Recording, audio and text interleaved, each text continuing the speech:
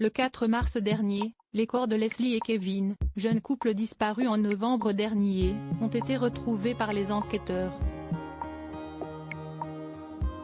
Depuis, ces derniers tentent de découvrir les raisons qui auraient pu motiver ce double assassinat. Pour l'heure, 3 jeunes hommes sont mis en examen, Tom, 22 ans, Nathan B., 22 ans et Enzo C., 23 ans. Ce trio fait partie de l'entourage de Leslie et il pourrait pousser les autorités à s'intéresser à la piste du triangle amoureux, comme le rapporte Le Figaro, mercredi 15 mars. En effet, selon une amie intime de la jeune femme assassinée, Tom n'était pas insensible à son charme, même s'il ne se serait rien passé entre eux, car il ne l'intéressait pas. Pourtant, du côté des amis de Kevin, Tom aurait été un ex-partenaire de Leslie, avec lequel elle ne serait restée qu'1 mois en couple. Même chose avec Nathan, qui aurait, toujours d'après leur dire, été son ancien compagnon, 2 ans auparavant. Pour l'interlocutrice de nos confrères, le trio mis en examen était très solide. L'un n'allait pas sans l'autre, a-t-elle déclaré. Pourtant, l'entraîneur de boxe de Kevin est formel, le couple formé par le jeune homme et sa chérie était sincère. C'était l'amour avec un grand A, a-t-il affirmé au Figaro.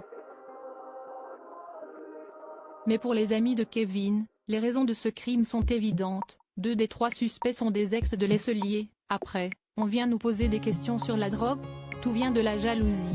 4 ou 5 individus à l'origine du crime? Quoi qu'il en soit, cette piste semble donner une toute autre dimension à l'affaire, alors que la piste d'un possible trafic de stupéfiants avait été évoquée de prime abord. Pour rappel, le père de Kevin avait expliqué à nos confrères de TF1 avoir reçu un coup de fil de son fils, avant sa disparition. Inquiet, il lui avait fait part de son sentiment d'être suivi par 4 ou 5 Renois, selon ses mots, qui auraient des têtes de tueurs.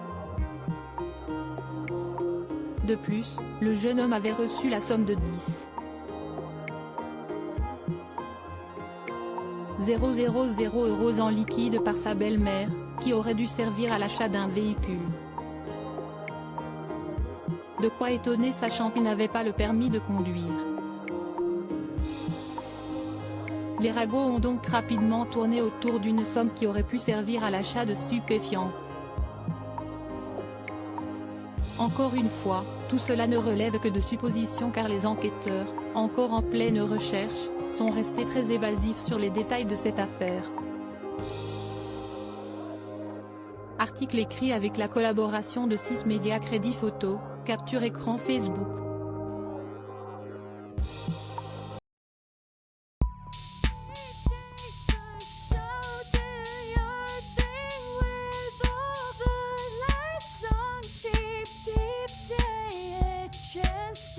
Keep